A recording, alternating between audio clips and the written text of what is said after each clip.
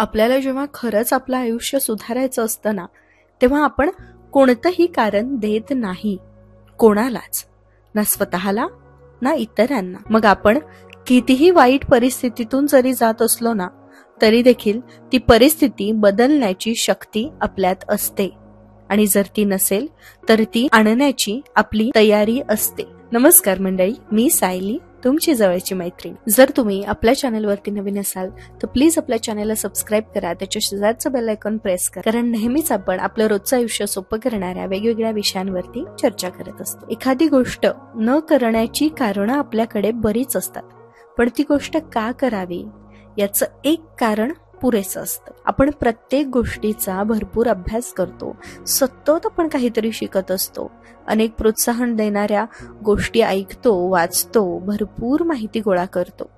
मला सांगा, तुम्ही किती मोटिवेशनल व्हिडिओज पाहता, पण त्याचा वापर आपण आपल्या जीवनात करतो का? स्वतःमध्ये इतकी सुधारणा करायची की तुमच्याकडे पाहून लोक म्हणाले पाहिजेत, लोकांनी विचार केला पाहिजे की अरे, यांनी स्वतःवर काम केलेलं दिसतंय, यांनी स्वतःवरती मेहनत केलेली दिसतीये. आपण जे पाहतोय, ऐकतोय ते प्रत्येक गोष्ट फक्त मेंदूमध्ये भरून ठेवून त्याचा उपयोग नाहीये. त्या माहितीचं नेमकं काय आणि कसं करायचं याचं नियोजन करणं खूप गरजेचं आहे. योजना आखणे आणि संयम ठेवणे याच दोन गोष्टी आयुष्यात आपल्याला पुढे घेऊन जात असतात. चांगलं आनंदी जीवन जगायचं म्हणजे नेमकं काय करायचं तर स्वतःची काळजी घ्यायची, पुरेशी झोप घ्यायची, गोष्टी फार गंभीरपणे नाही घ्यायच्या. आपल्याला उगाचच सवय असते की छोट्या छोट्या गोष्टींचा फार त्रास करून घ्यायच्या, मनाला लावून घ्यायच्या, गंभीर करून घ्यायच्या. थोडं हसायचं, थोडं ध्यान करायचं, आपल्या जवळच्या व्यक्तींसोबत प्रेमाने वागायचं, प्रत्येकावरती दया दाखवायची, अल्पकालीन सुख देणाऱ्या ज्या गोष्टी आहेत ना त्यांच्या मागं नाही लागायचं. आणि हेच तर आहे जीवन, हे इतकंच आहे. पण हे शिकणं म्हणजेच स्वतःवर काम करणं. हे ऐकायला वाचायला जितकं सोपं वाटतंय तितकं हे प्रत्यक्षात अंमलात आणण्यासाठी खूप काम करावं लागतं, आणि त्या कामालाच म्हणायचं असतं की मेहनत घेणं, स्वतःवर काम करणं. बऱ्याच जणांना योजना आखायला येते, परफेक्ट प्लॅनिंग करता येतं, पण तग धरण्याची ताकद नसते, आणि म्हणूनच आपल्याला आपला संघर्ष खूप मोठा वाटतो. अर्थात संघर्ष हा मोठाच असतो, माझा तुमचा प्रत्येकाचा संघर्ष मोठा असतो, पण त्या संघर्षात जो तग धरू शकला तोच जीवनामध्ये यशस्वी होऊ शकला, हे लक्षात घ्या. आता संयम ठेवायला कसं शिकायचं तर रोजच्या रोज काय अनुभव येतात ते लिहून काढायचे, सतत स्वतःवर काम करण्यात व्यस्त राहायचं, जे करतोय ते करत राहायचं, त्यातून अपेक्षा ठेवणं टाळायचं, आपली स्वतःची इतरांसोबत तुलना करणं थांबवायचं. कारण आपण तुलना केली ना की मग आपल्यातला संयम नाहीसा होतो असं मला वाटतं. आपण समोरच्या व्यक्तीला, त्याच्याकडच्या वस्तूला किंवा त्याच्या कार्याला आत्ता पाहतो, जेव्हा तो शून्य होता त्यावेळेला त्याला बघायला कोणीही नव्हतं, आणि त्यांनी इथपर्यंत येण्यासाठी काय काय सहन केलं, काय काय प्रयत्न केले हे आपल्याला माहिती नसतं. त्यामुळे तुलना करायची नाही. आपण आपलं जीवन कसं जगायचं, आपण कशी सुरुवात करायची याकडे लक्ष द्यायचं. आपल्याजवळ देण्यासारखं काय आहे हे जेव्हा आपल्याला समजतं आणि त्याच सोबत शिकलेलं सर्व अंमलात आणायला जमतं ना, किंवा आपण ते जमवतो, तेव्हा संयम आपोआपच आपल्यात येतो. कारण आपण आनंद घेत असतो प्रत्येक गोष्टीचा, आपल्या कामाचा, आपल्या मेहनतीचा, सगळ्या गोष्टीचा आनंद घेता यायला हवा. स्वतःचा आनंद घेण्यात दंग जेव्हा आपण असतो ना, त्यावेळेला आपल्याला आपली इतरांशी तुलना करायला वेळच नसतो. कितीही वाईट नको असलेले नकारात्मक विचार जरी आले ना, तरीही त्यापासून विचलित न होता आपण आपल्या ध्येयापर्यंत चाललं पाहिजे.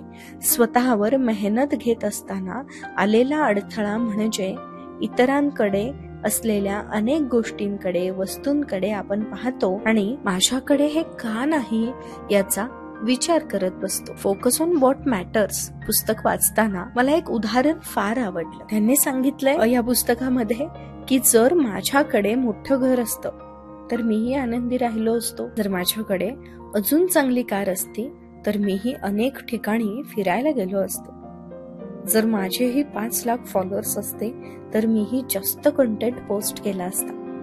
पण तुम्हाला काय माहिती की जेव्हा तुम्ही या गोष्टी मिळवाल किंवा यातली एखादी गोष्ट मिळवा, तेव्हा तुमचं आयुष्य अजून चांगलं झालेलं असेलच का नाही? जर तुम्हाला 1,00,000 फॉलोअर्स असतील तर आयुष्य काय वेगळं असणार आहे? या पुस्तकामध्ये लेखक असं म्हणतात की मी माझ्या वैयक्तिक अनुभवावरून तुम्हाला सांगतो की माझं आयुष्य 5 वर्षांपूर्वी फारसं वेगळं नव्हतं. तुमच्याकडे जास्त पैसा, पोहोच किंवा मोठं नेटवर्क असेल तर गोष्टी नक्कीच थोड्याशा सोप्या होतात, पण त्या तशा सोप्या सहज होतात कारण तुम्ही त्यासाठी आधी मेहनत घेतलेली असते. त्यामुळे मला असं वाटतं की आपण आत्तापासूनच स्वतःवर काम करायला सुरुवात केली पाहिजे. आपलं रुटीन व्यवस्थित करणे, छोट्या छोट्या गोष्टींचा आनंद घेणे आणि नेमकं मला काय करायचं आहे याचा विचार करून त्या पद्धतीने काम करायला सुरुवात करणे. एखादी घटना ना आपल्या आयुष्यात घडून जात आणि मग त्याच्या विचारांमुळे आपल्याला त्रास होतो. तो जर त्रास होत असेल तर आपण ते विचार व्यक्त केले पाहिजेत. रोजच्या रोज व्यक्त होऊन नवं काहीतरी, एखादा चांगला अनुभव आपण आपल्यासाठी स्वतः निर्माण केला पाहिजे. आपल्याला आपल्या आतमध्ये नवीन नवीन चांगले चांगले अनुभव भरता आले पाहिजेत. स्वतःवर मेहनत घेऊन आपण आपल्या विचारांना जी दिशा देतो आणि तेच निश्चित आहे. स्वतःवर काम करून आपण आपल्या विचारांना जी दिशा देतो ना, ते आणि तेच निश्चित आहे, कायमस्वरूपी आहे, परमनंट आहे. बाकी सगळ्या गोष्टी या क्षुल्लक आहेत, त्या आज आहेत तर उद्या नाहीत. पण ह्या सगळ्या गोष्टी जरी आज असल्या आणि जरी नसल्या तरी आपण कसं राहायचं, आपण कसं वागायचं हे निश्चित आहे. आणि त्यालाच म्हणायचं की स्वतःला घडवणं. आपल्यावर जे प्रसंग आले किंवा येत आहेत त्यांना सामोरे जात असताना स्वतःवर मेहनत घेणं अवघड असेल, पण हेच तर खरं जीवन आहे. आणि जीवन जगण्याची ही कला शिकायलाच हवी. आपल्याला कोणीही कितीही त्रास देव, कोणीही आपल्याबद्दल काहीही मत बनवू, अपयश प्रत्येक जण साजरा करतं. बरेचसे लोक आपल्या आजूबाजूला असे असतात की ज्यांना आपण यशस्वी झाल्याचा त्रास होतो किंवा आपलं अपयश ते लोक साजरा करतात, त्यांना आनंद होतो. हरकत नाहीये, त्यांना त्यांचे प्रयत्न करू द्यात, त्यांचा आनंद साजरा करू द्यात, तुम्ही तुमचे प्रयत्न करा. जर आपण आपल्या आयुष्यात काहीतरी प्रयत्न करत असू तर आणि तरच अपयश येतं, आणि अपयश आल्यावरच यशस्वी होता येतं. यशस्वी होणं सोपं जातं कारण त्यावेळेला आपल्याला आपल्या चुका कळालेल्या असतात आणि त्या चुका सुधारण्याची एक संधी आपल्याला मिळालेली असते. त्यामुळे स्वतःला चुका करण्याची मुभा द्या आणि कोणीही आपल्याला कितीही त्रास दिला तरी देखील आपण आपल्यातली सहानुभूती सोडायची नाही. इतरांवर रागावून काहीही होणार नाही. लोक चिडवतात, चिडवत असतील तर चिडू नका, त्यांना तेच हवंय. न चिडता न रागावता फक्त स्वतःवर मेहनत करायची आहे, हे एकच लक्षात ठेवा. अगदी रोजच्या रोज आपण ज्या काही कृती करतो त्या कृती चांगल्या गोष्टींच्या दिशेनं जात आहेत का? त्या जर जात असतील तर त्याच कृती पुन्हा करायच्या, नाहीतर त्या कृती करणं सोडून द्यायचं. आपल्या आजूबाजूला असलेले लोक हे आपल्याला आपल्या स्वतःवरती काम करण्याला प्रोत्साहन देतात का? ते स्वतःवरती काम करतात का? अशाच लोकांच्या सानिध्यात राहणं प्रेफर करायचं. आपल्या आजूबाजूच्या प्रत्येकच लोकांना जर संयम ठेवता येत नसेल, ते स्वतःवरती काम करत नसतील, तर मग आपणही तसेच होतो. त्यामुळे आपण कोणासोबत बोलतो, कुठे बसतो, कोणासोबत वावरतो, कोणासोबत आपण जास्तीत जास्त संपर्कात येतो याचा सुद्धा विचार करायचा आहे. अगदी असे लोक असतील की ज्यांना टाळताच येत नाही, अगदी आपल्या घरात 24 तास ते आपल्या समोर असतात. मग त्यांच्यासोबत किती आणि कसा वेळ घालवायचा आणि स्वतःवर काम करण्यासाठी किती वेळ द्यायचा हे आपण ठरवायचंय.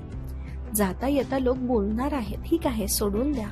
काही वेळेला सोडायचं नसतं, त्यावेळेला स्वतःसाठी स्टँड घ्या.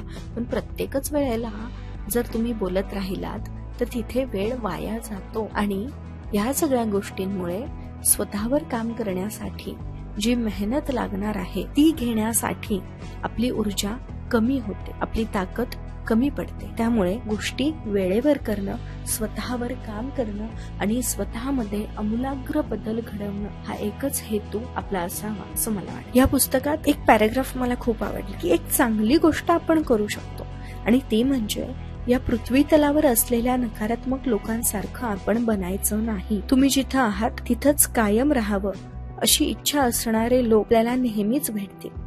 त्यांना तुम्ही त्यांच्यासारखं व्हावं असं वाटत असतं, जेणेकरून त्यांना सोबत मिळेल. त्या नकारात्मकतेला तुमच्या आत्म्याला प्रभावित करू देऊ नका.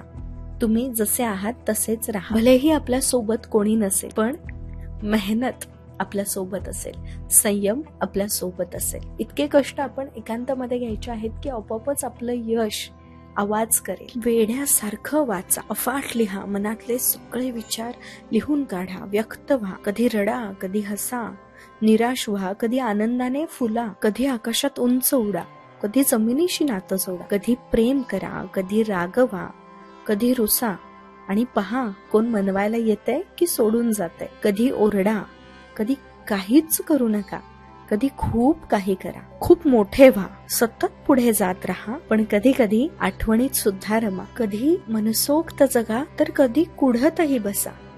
जगता जगता एक दिवस जायचंय, आणि जाताना खूप जगल्याचं, स्वतःवर काम केल्याचं समाधान घेऊन जायचंय.